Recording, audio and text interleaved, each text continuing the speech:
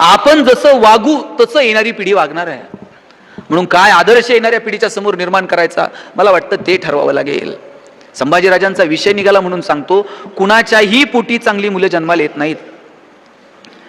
2-2.5 हजार सैन्यानं असा संभाजीराजांना वेढा घातला होता. राहुल खान ओढून सांगत होता, खींच लो संभाजी की तलवार. पण एकाचं सुद्धा धाडस झालं नाही की संभाजीराजांच्या समशेरीला हात घालावा.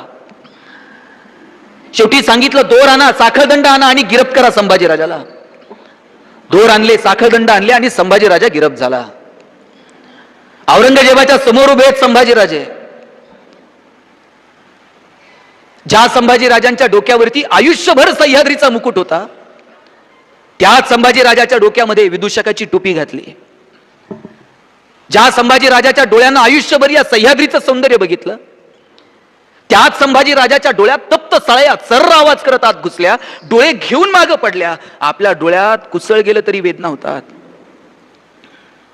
ज्या संभाजीराजांच्या कानानं आयुष्यभर या सह्याद्रीचं संगीत ऐकलं, त्याच संभाजीराजाच्या कानात तप्त शिसं ओतलं गेलं. औरंगजेबाच्या समोर उभा आहे संभाजीराजा, हातात साखळदंड आहेत. आणि औरंगजेबानं विचारलं, बोल संभा, हार किसकी और जीत किसकी. संभाजीराजे म्हटले, हार कुणाची जीत कुणाची काय विचारतोस? आमच्या हातातल्या बेड्या काढ. ज्या क्षणाला आमच्या हातातल्या बेड्या काढशील, त्या क्षणाला संभाजी तोंडानं सांगणार नाही कुणाची हार कुणाची जीत. संभाजीच्या हातातली समशेर सांगेल कुणाची हार कुणाची जीत. घरी गेल्यानंतर औरंगजेबानं डोळ्यात पाणी आणून सांगितलं बायकोला, कितना खुशकिस्मत है वो शिवा जिसने ऐसी औलाद पैदा की. मेरी 4 औलादे लेकिन सब गदों की फौज. कुणाच्याही पोटी चांगली मुलं जन्माला येत नाहीत. आपण आदर्श फक्त सांगून नाही निर्माण करू शकत, आपल्या वागण्या बोलण्यातनं मुलांच्या समोर आदर्श निर्माण राहतील का? मला वाटतं याचा विचार करावा. दोघं नवरा बायको फिरायला निघाले आणि जाता जाता आईला म्हटले, आई बाबा आजच्या दिवस तुम्ही शेजारच्या मंदिरात जेवायला जा.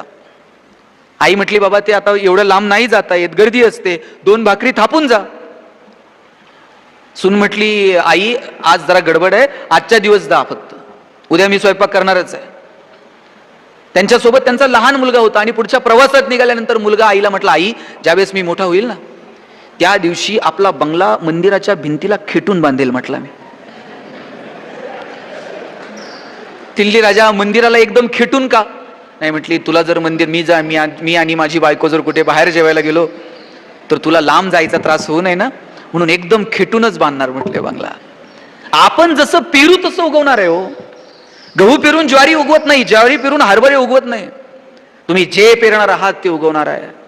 माझं सगळ्या तरुण पोरांना एक विनंती आहे, ज्यांच्या नशिबानं घरात म्हातारी माणसं आहेत त्यांना जपा. ही पिढी परत नाही हो. त्या नऊवारीतल्या डोक्यावर पदर घेतलेल्या, ते फेटेवाले टोपीवाले, ही शेवटची पिढी. नंतर औषधाला सुद्धा सापडणार नाही ती माणसं. या माणसांकडे पैसे नव्हते पण ही माणसं आनंदात जगली. ही जी जुनी पिढी ना साहेब, मला यांचा फार हेवा वाटतो.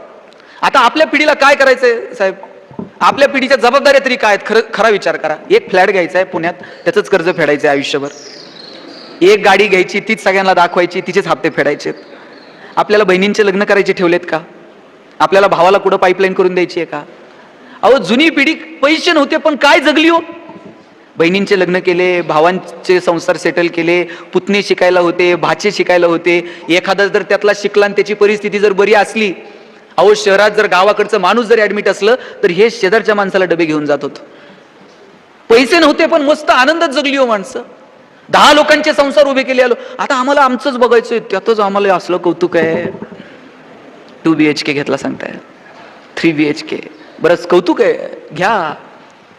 मग ते सगळं वास्तुशांतीला सगळं गाव येणार, ते जेवण खावणं होणार, असला आनंद असतोय. आणि का असू नये? आयुष्यात म्हणतात घर पाहावं बांधून, वीर बघावे खांदून. पण ते कौतुक किती वेळ असतंय? त्यातलं कुणीतरी एकानं फक्त जाताना सांगितलं पाहिजे, साहेब जरा ते किचनची दिशा, हे इतकं टेन्शन मध्ये येते ना, हे पाहुण्याकडे बघत नाही कुणाकडेच बघत नाही, ह्याचं लक्ष फक्त किचन दिशा. साधनं वाढत गेली हो पण आनंद किती होरपळून गेला त्यातला. ह्या जुन्या माणसांकडे पैसे नव्हते पण ही माणसं आनंदी फार होती. मला सांगा, नवीन साहेब नोकरीला लागलात, किती पगार होते हो तुम्हाला? 200-500 रुपये पगाराने तुमच्या नोकऱ्यांची सुरुवात झाली. जर बायको कधी शिर्डीला चला म्हणली तर आपल्याकडे गाडी नव्हती, मित्राची गाडी घ्यायची, दुसऱ्या मित्राकडून 50 रुपये घेऊन त्यात पेट्रोल टाकायचं, निम्म्या रस्त्यात गाडी गेल्यावर पेट्रोल संपत होतं, गाडी वाकडी करायची, टाकीत फुकायचं, कसलं सायन्स होतं. बायको अशी बघायची, कोणत्या मुहूर्तावर याची माझी गाठ पडली, हे कसला सायंटिस्ट आहे. अशाही परिस्थितीत बायकोनं नुसता खांद्यावर हात ठेवू द्याव, कित्येकांच्या गाड्या बिना पेट्रोलच्या शिर्डीला गेल्यात. पैसे नव्हते पण आनंद किती होता. आता एसी गाड्या आहेत नवरा बायकोकडं, एसी गाड्यांमध्ये नवरा बायको फिरतात. बायको तिकडच्या खिडकीतनं तिकडे बघते, नवरा इकडच्या खिडकीतनं इकडे बघतो, आणि ड्रायव्हर मधल्या आरशातनं दोघांकडे बघत असते, हे बोलत का नाही.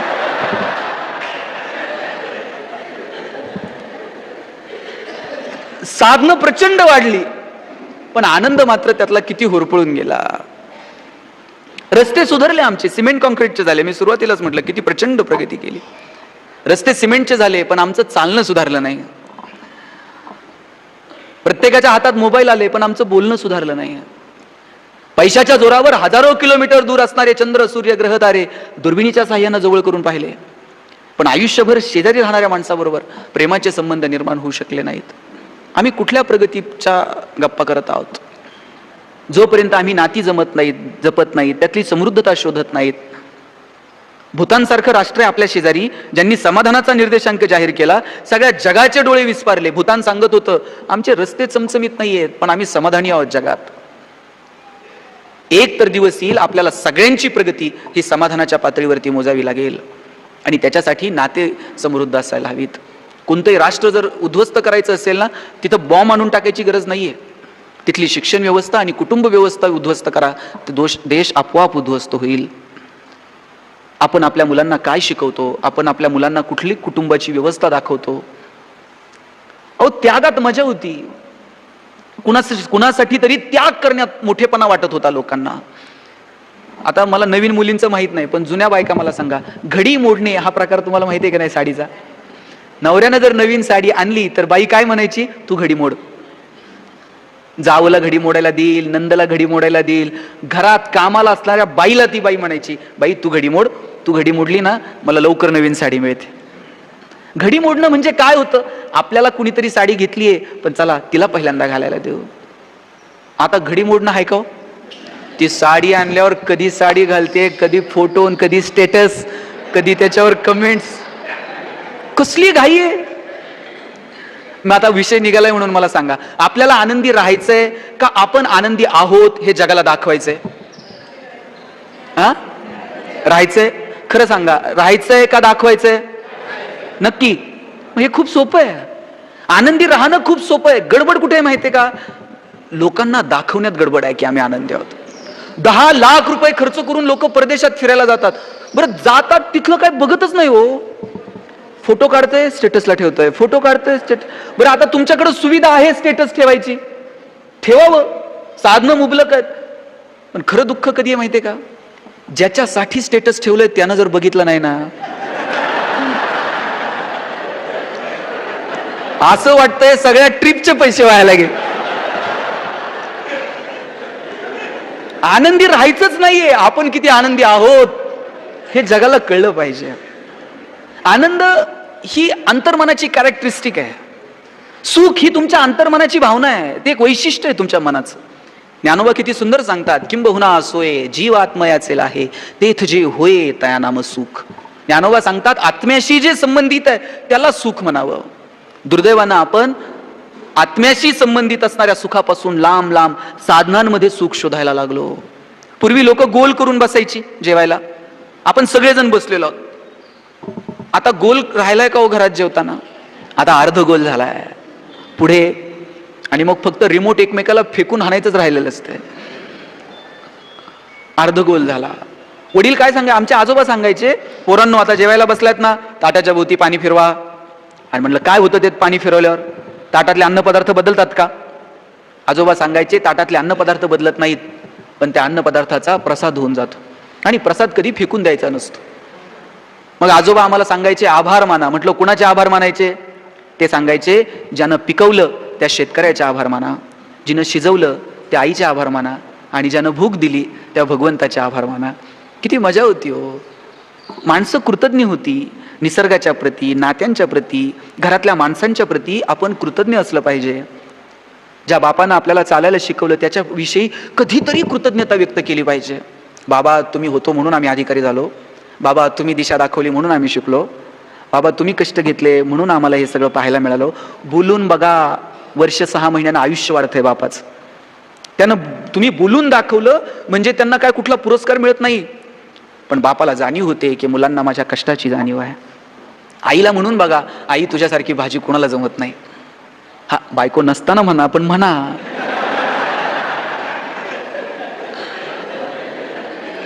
नंतर तिलाही म्हणा, तुझ्या हाताची टेस्ट काही वेगळीच आहे म्हणायची. काय लागतो कौतुक करायला, काय लागतो? आणि कुणाला कौतुक आवडत नाही मला सांगा? अहो भगवंताला सुद्धा त्याचं नाव घेतलेलं आवडतं, आपण तर माणसं आहोत. कौतुक करून बघा. जन्म दिलेल्या आई वडिलांच्या ऋणातून मुक्त होण्याची संधी नाही.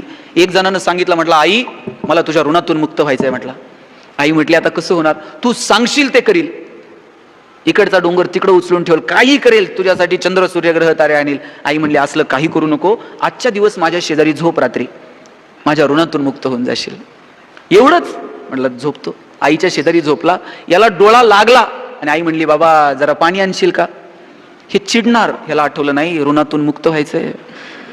डोळे चोळत चोळत तांब्याभर पाणी आणलं, आईला पाणी प्यायला दिलं. परत आईच्या शेजारी झोपला. 10 मिनिटं झाले ना आईनं तांब्या कळंडून दिला. याचे कपडे ओले झाले. आता तर याची तळपायाची आग मस्तकाला गेली. पण म्हटलं नाही, ऋणातून मुक्त व्हायचंय.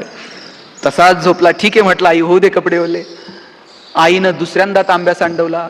आईनं तिसऱ्यांदा परत पाणी आणायला सांगितलं.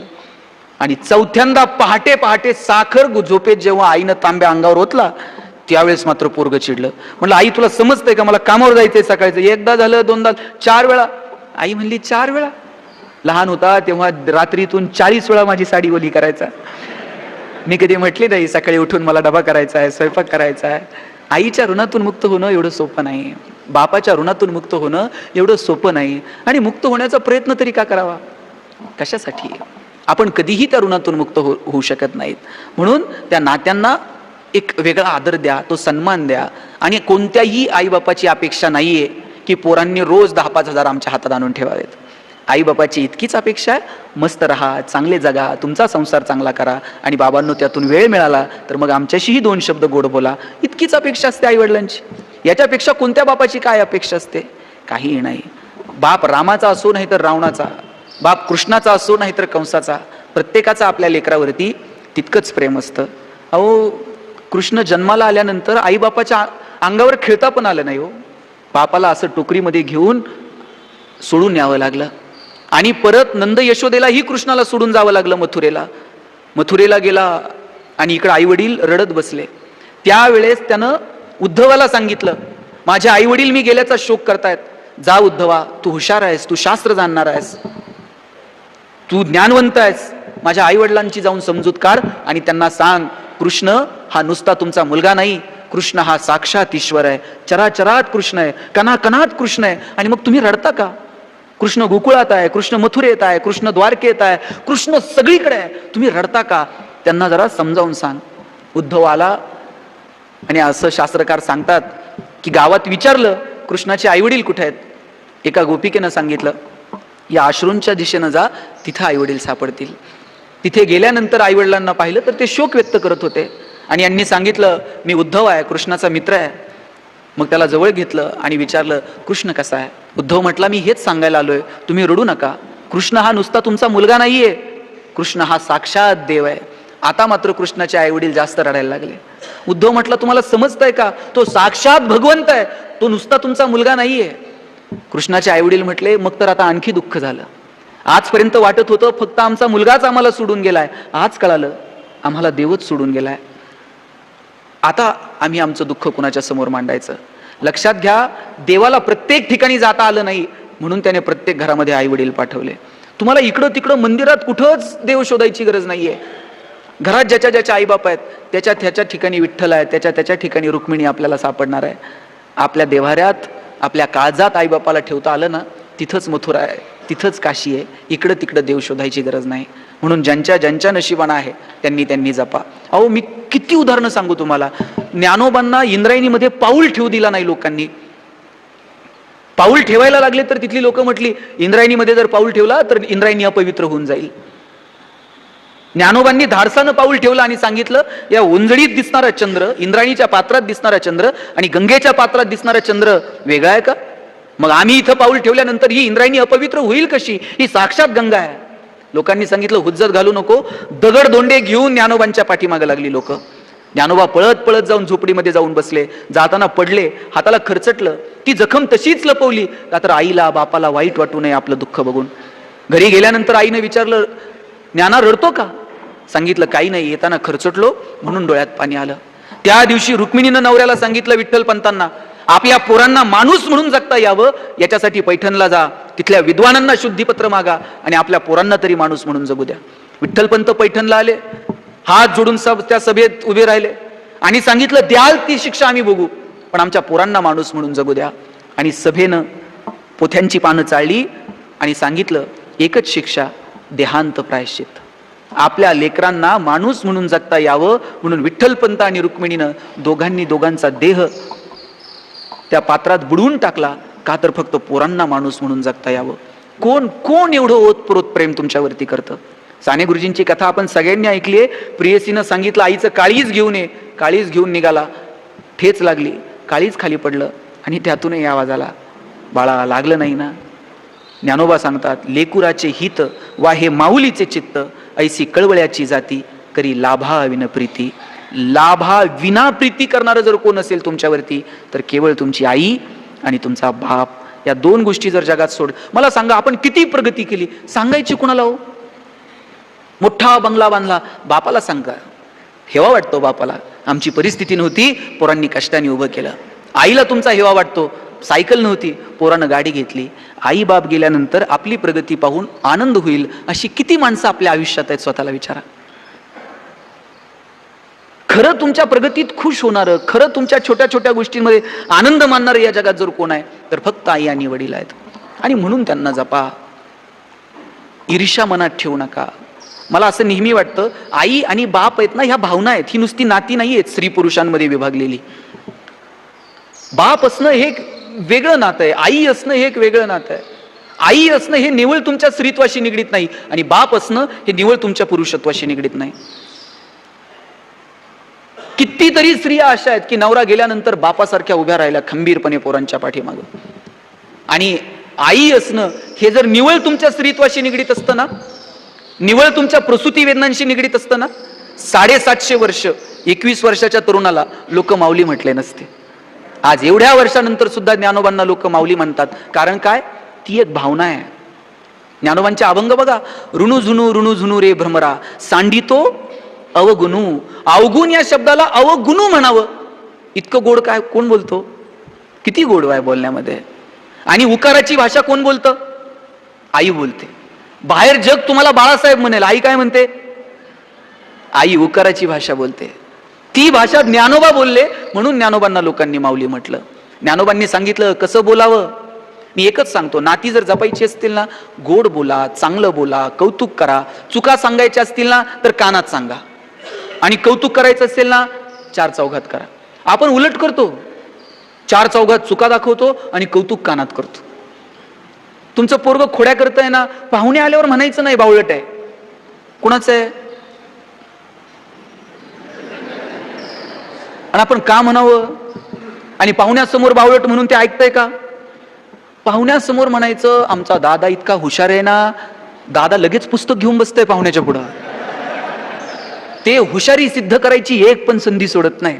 आणि तुम्ही जर म्हणले ना बावळट आहे, ते थांबतच नाही घरात. ते बाहेर जातंय, पाहुण्याच्या बुटात पाणी होतील, लेसला लेस बांधील. ते बावळटपणा सिद्ध करायची एक पण संधी सोडत नाही. मग चांगल्या गुणांचं कौतुक करा, चुकत असेल तर कानात. मग चांगल्या गुणांचं कौतुक करा, चुकत असेल तर कानात सांगा. ज्ञानोबांनी सांगितलं कसं बोलावं. साच आणि मवाळ मितुले आणि रसाळ शब्द जैसे कल्लोळ अमृताचे. ज्ञानोबा म्हणतात कसं बोलावं. साच आणि मवाळ मितुले आणि रसाळ शब्द जैसे कल्लोळ अमृताचे. अमृताचे कल्लोळ बाहेर पडावेत असं बोला. आपण कसं बोलतो? परवा एक पेशंट चेक करायला डॉक्टर आले आणि डॉक्टर सांगत होते चांगलं चुंगलं खात जा, खाण्यापिण्यावर पैसे खर्च करा. बायको बाहेर पळतच आली, म्हणली यांना 10 वेळा सांगितलं खाण्यापिण्यावर पैसे खर्च करत नाही, मग म्हणली असं डॉक्टरच्या मढ्यावर पैसे घालावं लागतील. काय बोलावं, ते डॉक्टर परत चेक करते का? ते 2 इंजेक्शन मारून निघून जाते. कसं बोलावं? चांगलं बोलायला काय पैसे लागतात का? चांगलं बोला, चांगला विचार ठेवा.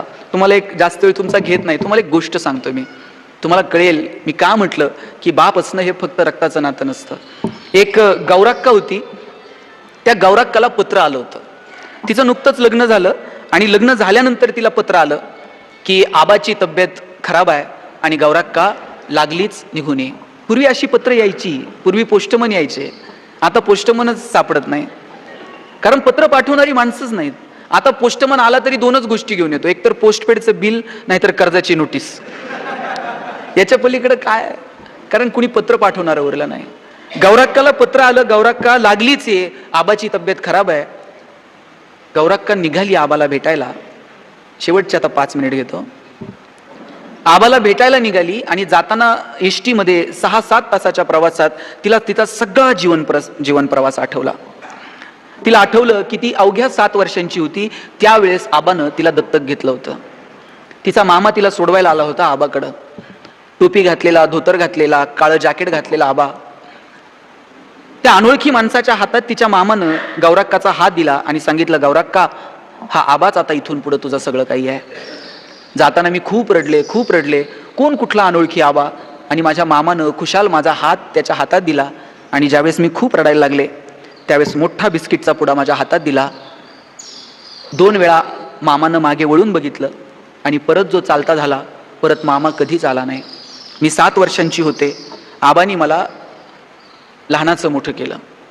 मी 7 वर्षांची होते तेव्हा आबा 7 वर्षांचा झाला. मी 8 वर्षांची झाले तेव्हा आबा 8 वर्षाचा झाला.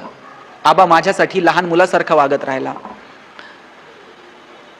रात्री झोपताना एक ग्लास भरून दूध माझ्या उशाला आणून ठेवायचा आणि सांगायचा, गौराक्का, दूध पिऊन झोपलं की मग चांगली झोप लागते. सकाळी जर उठायला उशीर झाला तर आबाचा आवाज यायचा, गौराक्का उठा आता, का सूर्याला आत बोलू?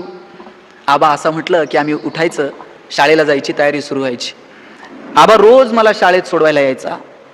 मी 9वीला गेले तेव्हा आबाला म्हटलं, आबा आता अजिबात तुम्हाला सोडवायला यायचं नाही. आबा म्हटला, का बरं? नाही आबा, मला नाही आवडत, मैत्रिणी मला चिडवतात, रोज तुझे वडील तुला सोडवायला येतात, कशासाठी? मला नाही आवडत आबा. त्या दिवशी आबा काहीच बोलला नाही, तसाच झोपला. दुसऱ्या दिवशी आवाजही आला नाही, गौराक्का उठा. माझी मीच उठले. आबा म्हटला, गौराक्का, तुम्ही आता मोठ्या झालात, मला कळलंच नाही, आता नाही यायचं तुला सोडवायला परत. आबा परत कधी सोडवायला आला नाही, पण मी 10वी पास झाले तेव्हा लहान मुलासारखा नाचला होता. साऱ्या गावात पेढे वाटत सुटला होता. आमची गौराक्का पास झाली, गौराक्का पास झाली. माझ्या लग्नामध्ये सगळ्यांना पत्रिका वाटत फिरत होता. म्हटला मामा यायला हवे होते, पण लग्नात मामा आला नाही, कुणी आलं नाही. आबानंच मला वाटं लावलं. आमच्या घराच्या शेजारी एक रामाचं मंदिर होतं, तिथं आबा मला राम रक्षा म्हणायला घेऊन जायचा आणि शेवटी म्हणायचा, गौराक्का, रामाला सांगा आमचं रक्षण करा. आबा नेमका काय रामाला मागायचा ते मला कळलं नाही, पण मला सांगायचा की स्वतःचं रक्षण कर, असंच म्हण. आता आबा थकलाय आणि आज पत्र हातात येऊन पडलंय की आबा आता आजारी आहे. सगळा प्रवास उरकत मी घरी आले. पाहते तर काय, आबा अंथरुणाला खिळून पडलेला होता. पळत गेले, आबा म्हणून हाक मारली तसा आबा शरीरातले सगळे त्राण एकत्र करून उठला आणि म्हटला, गौराक्का, तुझीच वाट बघत होतो. गालावरून हात फिरवला, तसाच आबा खाली पडला. आबाचा श्वास वाढला होता. आबाला म्हटलं, आबा काय होतंय तुला? गौराक्का, मी तुझीच वाट बघत होतो. ती समोरची लाल पिशवी आहे ना, त्यात मी माझं मृत्यूपत्र करून ठेवलंय. पुरी सुखी राहा असं म्हणत आबानं डोळे मिटले. ते कायमचे. परत आबा कधी भेटला नाही. आबाच्या मृत्यूपत्रात आबानं लिहून ठेवलं होतं की माझ्या अकाउंटवरचे काही पैसे आहेत ते गौराक्काला द्या. काही पैसे जिनं मला आयुष्यभर डबा पुरवला त्या शेजारच्या काकूला द्या. काही पैसे शेजारच्या राम मंदिराला दिले होते. राहतं घर हे त्या मंदिरात येणाऱ्या प्रवाशांसाठी ठेवलं होतं. सगळ्या गोष्टींची विल्हेवाट आबानं जिथल्या तिथे लावून आबा कायमचा निघून गेला. सगळे विधी आटपले आणि आम्ही जायला निघालो. त्यावेळेस समोरच्या काळ्या पेटीवरती एक डायरी होती. ती डायरी घेतली आणि एक एक पान उलटायला लागले. तर आबानं त्यात लिहून ठेवलं होतं, गौराक्का, मी जन्माला आलो आणि माझी आई गेली. थोडासा मोठा झालो आणि माझे वडील गेले. आईचं प्रेम मिळालं नाही, वडिलांचा हात मिळाला नाही. अशाच लाथाबुक्क्या खात मी लहानाचा मोठा झालो. नंतर एक शेठजी भेटले. त्यांनी मला लिहायला शिकवलं, हिशोब करायला शिकवला आणि मग मी हिशोबाची कामं करायला लागलो. 2 पैसे गाठीला मिळायला लागले. लग्न केलं आणि लग्न झाल्यानंतर 6 महिन्यातच माझी पत्नी गेली. आणि मग मला कळालं, माझ्या आयुष्यात जी जी माणसं येतात ती अशी हारून जातात. लोक म्हटली दुसरं लग्न करा, पण परत कुणावरती अशी वेळ येऊ नये माझ्यामुळं, म्हणून मी लग्न केलं नाही. आता म्हातारा व्हायला लागलो तेव्हा कुणीतरी म्हटलं, कन्यादान जर हातातून झालं नाही तर पुढचा जन्म चांगला मिळत नाही. कुणीतरी असलं सांगून ठेवलं, म्हणून आपल्या हातून कन्यादान व्हावं या स्वार्थी हेतूनं खरं तर मी तुला दत्तक म्हणून घेतलं. पण गौराक्का, तू कधी माझी झाली हे माझं मलाच कळलं नाही. खरं सांगू, राम मंदिरात ज्या वेळेस मी रामाकडे रामरक्षा म्हणायचो त्या वेळेस प्रत्येक वेळेस सांगायचो, रामा, जन्माला आलो आई गेली, मोठा झालो बाप गेला, लग्न झालं बायको गेली, हे लोकांचं लेकरू आता घरात पोरगी म्हणून आणलंय, माझा जीव घे, पण माझ्या गौराक्काचं मात्र रक्षण कर, तिला मात्र कायमचं जग. हातातली डायरी तशीच पडून गेली. आणि मग मी विचार करायला लागले की आबा नेमका माझा कोण होता. नात्यानं माझा बाप नव्हता, कुणी नव्हता, पण आपलंही आयुष्य माझ्या लिकीला या पोरीला लाभावं याच्यासाठी तो धडपडत राहिला. लक्षात घ्या, आई असणं बाप असणं हे नुसतं रक्तानं ठरत नाही. आई असणं बाप असणं ही एक भावना असते. आज ज्या वेळेस बाप हा शब्द आठवतो त्या वेळेस आई गौराक्काला आबा आठवतो. मला वाटतं ते प्रेम, ती माया, ते ममता आपल्याला आपल्या आयुष्यात जोपासता येईल का, ती नाती आपल्याला जपता येतील का याचा प्रयत्न करावा. आपल्याला नात्यांची किंमत कळत नाही. खरं तर नाती जेव्हा संपतात ना तेव्हा त्यांची किंमत कळते. दारात एखादं झाड असतं, ते जोपर्यंत आहे तोपर्यंत त्या झाडाकडे आपण बघत पण नाहीत. ते झाड कधीतरी रस्त्यात तुटून जातं आणि मग जाणवतं इथे एक झाड होतं, त्याची सावली होती. ते झाड नसल्यावर त्या झाडाची किंमत कळते, पण आहे तोपर्यंत आपण त्याच्याकडे पाहत सुद्धा नाहीत. ज्यांच्या नशिबानं अशी बुलंद खोडं विस्तारलेल्या फांद्यांचं झाड आहे, त्यांनी त्या झाडावर खेळा, बागडा. ते झाड म्हातारं झालं ना तरी त्याला वाटतं की पोरांनी यावं, या फांद्यांवरती बसावं, मजा करावी, आनंद घ्यावा. एक झाड होतं असं मोठं, आणि त्या झाडाच्या खाली एक पोरगं रोज खेळायला यायचं. त्या झाडाला मिठी मारायचं, मस्त मस्त छान चाललेलं होतं. आणि ते मूल त्या झाडावरती खेळत खेळतच लहानाचं मोठं झालं. आणि कालांतरानं ते मूल त्या झाडाकडे येत नव्हतं. झाडाला असं वाटायला लागलं की हे पोर माझ्या अंगा खांद्यावर खेळलं आणि आता येत नाहीये. मग एक दिवशी एकानं विचारलं, तो मुलगा येत का नाही, त्याला जरा बोलवा. त्याला बोलवलं आणि विचारलं, बाबा लहानपणापासून नेहमी माझ्याकडे यायचा, आता काय येत नाही. ते मूल म्हटलं, बाबा आता मी काय लहान राहिलेलं नाही, आता मी मोठा झालोय, जरा 4 पैसे मला कमवू दे. मला किती टेन्शन आहे. कसलं टेन्शन आहे, 1 रुपया नाही माझ्याकडं, मला जरा 4 पैसे कमवू दे, मग मी तुझ्याकडे येईल. झाड म्हटलं, एवढंच आहे ना, माझी सगळी फळं घेऊन जा, बाजारात विक, खूप पैसे मिळतील. झाडानं अशा फांद्या खाली केल्या, त्याला खूप पैसे मिळाले, सगळी फळं बाजारात विकली. 4-10 दिवस ते पोर यायला लागलं आणि नंतर परत येईन असं झालं. झाडाने विचारलं, बाबा आता काय झालं. म्हटलं, आता नुसतं पैशांचं काय करू, मला घर नाही राहायला, मला घर पाहिजे. मी आता घरासाठी धावपळ सुरू केली आहे. झाड म्हटलं, बाबा घर नाही माझ्याकडं, पण माझ्याकडे फांद्या आहेत, त्या सगळ्या फांद्या तू घे, पण त्याचं घर कर. झाडाच्या सगळ्या फांद्या तोडल्या आणि त्या फांद्यांचं त्यानं घर बनवलं. 4-10 दिवस आला, परत येईन असा झाला. आणि मग म्हटलं, बाबा आता काय झालं, नुसत्या घराचं काय करू, हा समुद्र ओलांडून मला पलीकडे जायचं आहे, पलीकडचं शहर बघायचं आहे, मला त्याच्यासाठी पैशांची जमवाजमव करायची आहे. झाड म्हटलं, आता माझ्याकडे काही नाही, पण एवढं खोड उरलंय, या खोडाची तू होडी बनव, छान समुद्र करून पलीकडे निघून जा. त्या खोडाची होडी बनवली, पलीकडे निघून गेला. झाडाकडं आता काहीच उरलं नव्हतं. खोडाचा छोटासा बुंधा आणि जमिनीत असणारी मुळं एवढंच उरलेलं होतं. तरी सुद्धा येणाऱ्या जाणाऱ्या माणसांना तो विचारायचा, माझं पोर परत इकडे फिरकेल का, ते येईल या आशेनंच फक्त माझे कोंब टिकून आहेत, म्हणून तर माझी मुळं जमिनीतून पाणी शोषत आहेत. आता त्राण उरले नाहीत, आता जगण्याची इच्छा उरलेली नाहीत, फक्त एवढंच सांगा, तो येणार आहे का. आणि नाही जरी आला तरी तिथे खुशाल आहे का? लेकुराचे हित वाहे माऊलीचे चित्त, ऐसी कळवळ्याची जाती करी लाभावी न प्रीती. एवढं प्रेम कोण करतो म्हाताऱ्या बापात आणि या फक्त मुळं उरलेल्या खोडात? काहीही फरक नाही. ज्यांच्या ज्यांच्या नशिबानं मुळं अजून तग धरून आहेत आणि खोडांमध्ये अजून त्राण आहेत, त्यांना जपा, तिथे तिथे जा, त्यांना तो स्पर्श द्या, एवढीच अपेक्षा या निमित्तानं व्यक्त करतो. आणि हो, ईर्ष्या, अहंकार, द्वेष, मत्सर माणसाला माणूस ठेवत नाही. शेवटचे 2 मिनिट घेतो. ज्ञानोबांनी सांगितलं, पसायदान मागितलं ज्ञानोबांनी. पसायदानाचा पहिला शब्द काय साहेब? आता. ज्ञानोबांची एवढी मोठी ज्ञानेश्वरी, एवढं शब्द सामर्थ्य, कोणत्याही शब्दानं पसायदानाची सुरुवात करता आली असती? किंवा, पण, परंतु, म्हणून, किंबहुना, काहीही म्हणता आलं असतं. आता हाच शब्द ज्ञानोबांनी का निवडला असेल पसायदानाची सुरुवात करताना? आता हा निरोपाचा शब्द आहे. आता हा निर्वाणीचा शब्द आहे.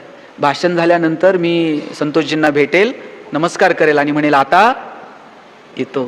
तुम्ही सगळे एकमेकाला भेटाल आणि म्हणाल आता येतो. आता हा निरोपाचा शब्द आहे. ज्ञानोबांनी निर्वाणीचं मागणं मागितलंय भगवंताला, आता. आणि मागणं सुद्धा कसं हो? आता भगवंता, आता पांडुरंगा, आता विठ्ठला म्हणू शकले असते. पांडुरंगाचे भक्त आहेत, पण विठ्ठला नाही, पांडुरंगा नाही. जात धर्म पंथ या सगळ्याच्या पलीकडे जाऊन जो कोणी या विश्वाचा रचनाकार आहे, माऊली त्याला साकडं घालतात. आता विश्वात्मके देवे येणे वाग्यज्ञ तोषा. आणि मागणं सुद्धा असं लाचार होऊ नये का हो? काही करावं, द्यावंच लागतंय असलं नाही. मागणं सुद्धा असलं रुबाबात आहे. हा वाग्यज्ञ तुमच्या समोर ठेवलाय, याच्यावर जर तुम्ही संतुष्ट असाल तर तो शोणी मज द्यावे असाय दान आहे. आणि पहिलं मागणं कुणासाठी मागितलं? जे खळांची व्यंकटी, जे खल आहेत, जे दुर्जन आहेत, त्यांच्यासाठी पहिल्यांदा. आपल्याला जर मागायची वेळ आली तर नवरा बायकोसाठी, बायको नवऱ्यासाठी, दोघं मिळून पोरांसाठी, फार फार तर मेहुण्यासाठी. हा, डॉक्टर असलं तर मेहुण्यालाच मेडिकल द्यावं लागतं, त्या लिखित नियम आहे. पण ज्ञानोबांनी पहिलं मागणं कुणासाठी मागितलं? जे खळांची व्यंकटी सांग, जे खल आहेत, जे दुर्जन आहेत. आणि शब्द काय गोड वापरलाय? व्यंकटी सांडो. बघा, 1-2 मिनिटात सांगतो. आता ज्ञानोबांचा विषय निघालाय. कृष्णानं गीता कुठं सांगितली हो? कुरुक्षेत्रामध्ये. मला जगात 2 महान व्याख्याते वाटतात, म्हणजे ज्यांच्या वक्तृत्वाची भारत भाऊ तुम्ही तुलना कशातच करू शकत नाहीत. एक आहेत भगवान कृष्ण आणि दुसरे आहेत ज्ञानोबा. कृष्णाला काय असा AC हॉल होता का? डायस बीएस माईक बीक एकदम ओके, रणांगण तुम्हाला सगळ्यांना बसायला चेअर बीर, हा अर्जुना खुर्चीवर बस, मी आता माईक बेक लावून मस्त तुला गीता सांगतो ऐक, असलं होतं का? अहो, कुरुक्षेत्रावरती जिथं आता शंख फुंकले जातील, जगातले सगळे योद्धे एकमेकांवर तुटून पडतील, रक्ताचे पाट वाहतील, आणि तिथं कृष्ण अर्जुनाला गीता सांगतोय, शस्त्र उचल, धर्माचं आणि अधर्माचं युद्ध. काय अफाट वक्तृत्वाचं सामर्थ्य असलं पाहिजे कृष्णाचं. कुरुक्षेत्रावर गीता सांगतो. आणि नुसती अर्जुनाला सांगितलेली गीता 5000 वर्ष तुम्हाला मला दिशा देऊ शकते. काय अफाट सामर्थ्य आहे कृष्णाचं. आणि त्याच कृष्णाच्या गीतेवरती टीका करणारे ज्ञानोबा सुद्धा, काय कॉन्फिडन्स आहे. इथं कोण प्राध्यापक असं आहे का की ज्यानं सांगावं उद्यापासून तुमची पोरं आमच्याकडे आणून सोडा, कल्याण झालं म्हणून समजा? असं कोण असेल तर मला सांगा, मी 10-5 आणून सोडतो तुमच्याकडं, तुम्ही म्हणाल ती फी देतो. कोण आहे का? अहो, काय सामर्थ्य ज्ञानोबांचं. ज्ञानोबा म्हणतात, तरी अवधान ऐकले दिजे मग सर्व सुखासी पात्र होईजे, हे प्रतिज्ञोत्तर माझे उघड आहे का? हे असं तसं नाही, प्रतिज्ञा घेऊन सांगतो. तरी अवधान ऐकले दी, माझ्याकडे फक्त लक्ष देऊन बघा, सगळी सुख तुमच्या पायाशी लोळून घेतील. काय आत्मविश्वास आहे कमालीचा. आणि ते ज्ञानोबा एकीकडे कृष्ण सांगतो यांच्या संहारासाठी अर्जुना शस्त्र उचल, आणि ज्ञानोबा काय म्हणतात, जे खळांची व्यंकटी सांडो, जे खल आहेत, जे दुर्जन आहेत ते मरो नाही, त्यांच्यातली वाईट बुद्धी सांडो. आणि पुढचं वाक्य बघा काय गोड आहे, तया सत्कर मिरती वाढो. कधी म्हणतात? रोप छोटा असेल तर वाढो, आणि रोप अस्तित्वातच नाही, बी लावायची काय म्हणायचं? रुजो. ज्ञानोबा असं नाही म्हणत तया सत्कर्मिरती रुजो. ज्ञानोबा म्हणतात तया सत्कर्मिरती वाढो. कारण ज्ञानोबांना ठाऊक आहे, वाईटातल्या वाईट माणसामध्ये सुद्धा थोडी तरी सत्कर्माची वृत्ती शिल्लक आहे. आणि म्हणून ज्ञानोबा म्हणतात त्या सत्कर्मी रती वाढो, भूता परस्परे पडो मैत्र जीवांचे. मैत्र जीवांचे शब्द आता तुम्ही मी फ्रेंडशिप डे साजरे करायला लागलो, ज्ञानोबा तेव्हा म्हटले मैत्र जीवांचे. आणि मैत्र जीवांचे हे म्हणजे शेजाऱ्यात भाऊकीत असलं नाही, जे जे जीव अस्तित्वात आहेत त्यांच्यामध्ये मैत्रीचे संबंध प्रस्थापित होऊ दे. दुरितांचे तिमिर जाओ, विश्व स्वधर्म सूर्य पाहो, आणि मग जो जे वांछील तो तेला हो प्राणी जात. ज्ञानोबांच्या ठाई जो मोठेपणा आहे ना, त्याच्या एवढा जरी मोठेपणा आमच्या ठाई आला तरी जगणं समृद्ध होऊन जाईल. काय म्हटले ज्ञानोबा, ज्याला ज्याला जे जे पाहिजे ते ते मिळू दे. आमच्याकडे एकाला देव प्रसन्न झाला, म्हटलं तुला काय मागायचे ते माग. हा म्हटला देवा एक गाडी दे म्हणला मला. तो म्हणला तुला एक देईल, पण आठ अशी आहे शेजारच्याला 2 गाड्या द्याव्या लागतील. तो म्हणला मला गाडीच नको. एक बंगला दे म्हणला, म्हणला तुला एक बंगला देईल पण शेजारच्याला 2. म्हणला गाडी नको आणि बंगला नको. 8 दिवस विचार करून यानं देवाला सांगितलं. म्हणला एक डोळा जाऊ दे म्हणला माझा. शेजारच्याचे 2 गेले पाहिजेत म्हणला. काय मागणे हो. ही ईर्ष्या येते कुठून, हा मत्सर येतो कुठून. हा थोडासा बाजूला ठेवा, जगणं खूप सुंदर आहे. आमच्याकडे एक बाळासाहेब नावाचा माणूस आहे, गावात वाघ आलता साहेब. सगळेजण कडी लावून आत बसले आणि बाळासाहेब चौकात जाऊन बसले होते. या घरच्यांनी सगळीकडे शोधलं, रानात वनात शेतात विहिरीव इकडं तिकडं, कुठंच नाहीत बाळासाहेब. बाळासाहेब चौकात जाऊन बसले होते. घरचे म्हणले बाळासाहेब वाघ आलाय गावात आणि तुम्ही चौकात बसले. म्हणले वाघ आलाय म्हणून तुम्ही चौकात बसलोय म्हणले. ते म्हणले वाघ खाईन तुम्हाला, खाल्लंच पाहिजे म्हणले. वाघानं खावं म्हणून तुम्ही चौकात बसलोय. हो म्हणले वाघ खरंच खाईन. अहो खरंच म्हणले वाघानं मला खाल्लंच पाहिजे. म्हणले का. म्हणले जेव्हा वाघ मला खाईन तेव्हा त्याच्या तोंडाला माणसाचं रक्त लागन, आणि एकदा का त्याला माणसाची चटक लागली मग तर ते आमच्या भावकीला खाईन का नाही म्हणले.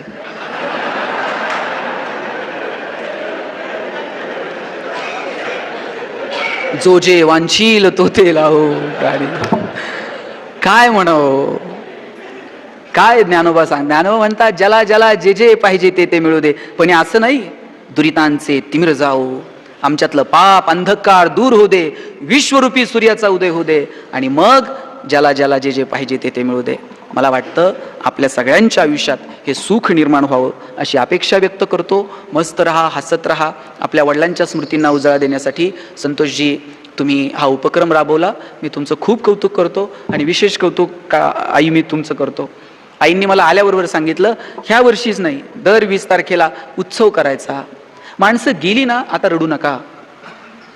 अश्रू येणं, आठवणींमध्ये दुःख होणं साहजिक आहे, आपण माणसं आहोत. पण जगण्याचा उत्सव करा. त्या लोकांनी त्यांच्या जगण्याचा उत्सव केला, आपण त्यांच्या आठवणींचा उत्सव करू. कृष्णाचं चरित्र वाचावं. कृष्णाच्या आयुष्यात जेवढी दुःख आली तेवढी दुःख कुणाच्याच आयुष्यात नाहीत. पण कृष्ण असा कधी टेन्शन मध्ये बघितलाय का, आता काय करू, आता मथुरा सोडली, लोक मला रणछोडदास म्हणायला लागले, बरं राधा नाही, कुणीच नाही कोणाशी. कधी कृष्ण दुःखात.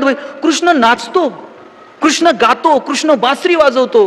कृष्ण सामान्य पोरांसारखा सांदीपनींच्या आश्रमात जाऊन शिकतो. कृष्णानं त्याच्या जगण्याचा उत्सव केला. हो माझं आवडतं व्यक्तिमत्व आहे कृष्ण. काय भन्नाट जगला कृष्ण. मला वाटतं आयुष्याचा उत्सव कर. 2 शब्द आहेत, एक आहे एंटरटेनमेंट आणि एक आहे सेलिब्रेशन. एंटरटेनमेंट म्हणजे तिकीट काढून जाऊन पिक्चर बघायचा, आणि सेलिब्रेशन म्हणजे स्वतः नाच. कृष्ण म्हणला का तुम्ही नाचा मी बघतो, तुम्ही वाजवा मी ऐकतो. कृष्ण स्वतः गायला. असं मस्त धुंदीत जगा, मस्तीत जगा. आयुष्य पुन्हा नाही. शेवटचं वाक्य सांगतो. मी नेहमी म्हणतो हसत राहा, कारण माणसाला हसता येतं, जनावरांना हसता येतं का. शेणकूर करायला तुम्ही गोठ्यात गेलाय आणि एखाद्या म्हशीनं छान स्माईल दिली, असं झालंय कधी. म्हैस म्हणते का प्लीज वेलकम इन गोठा विथ स्माईल.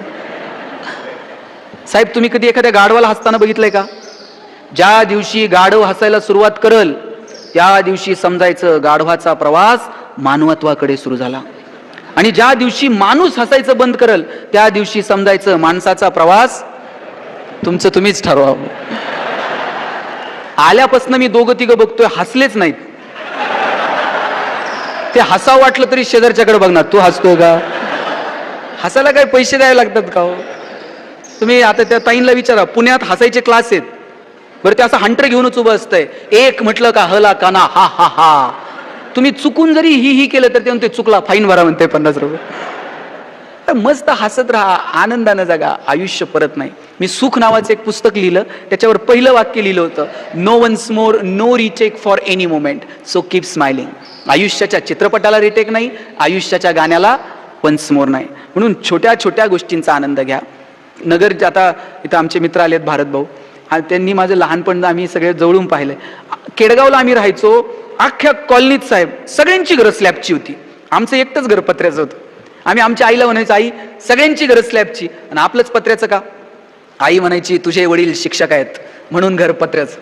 म्हणलं शासनाचा जी आर आहे का शिक्षकांनी स्लॅबची घरं बांधायची नाही? ती म्हणायची, कारट्या नशिबा नाहीस, पत्र्याच्या घरात जन्माला आला. म्हटलं का? ती म्हणायची, बघ घर गरम व्हायला लागलं का तुला कळतं उन्हाळा सुरू झालाय, घर गळायला लागलं का तुला कळतं पावसाळा सुरू झालाय. शेजारच्या स्लॅबच्या घरात उन्हाळा कळत नाही, पावसाळा कळत नाही. खास ऋतूंची ओळख व्हावी म्हणून भूगोल शिकवणाऱ्या तुझ्या बापानं असलं मॉडेल उभं केलंय. काय मजा होती हो. पैसे नव्हते पण आनंद कसला मस्त होता. आमचे वडील एक चॉकलेट आणायचे साहेब, माझ्या बहिणीच्या हातात द्यायची आणि म्हणायचे, गणेशन तू अर्धा अर्ध करून खा. ताई चॉकलेटचे 2 भाग करायची, एक मोठा आणि एक. ताई चॉकलेटचा मोठा भाग मला द्यायची आणि छोटा स्वतःला ठेवायची. चॉकलेट छोटं होतं पण आभाळा एवढा संस्कार करून गेलं. मोठ्या लोकांनी मोठ्या गोष्टी मोठ्या मनानं छोट्या लोकांना द्यायच्या असतात आणि जगात हे फक्त बहीण करू शकते. म्हणून बहिणीचा सन्मान करा, आपल्याही आणि इतरांच्याही. ज्ञानोबा ताटी लावून बसले होते आणि कुणी सांगायचं, ज्ञानियांचे ज्ञानी, योगी यांची योगी, कुणी म्हणायचं ताटी उघडा. एवढी एवढीशी मुक्ताई पुढे गेली आणि म्हटली, चिंता क्रोध मागे सारा, ताटी उघडा ज्ञानेश्वरा. मुक्ताईनं साथ घातली म्हणून ज्ञानोबांनी ताटी उघडली आणि म्हणून ज्ञानेश्वरी सारखा महान ग्रंथ तुमच्या माझ्यासमोर येऊ शकला.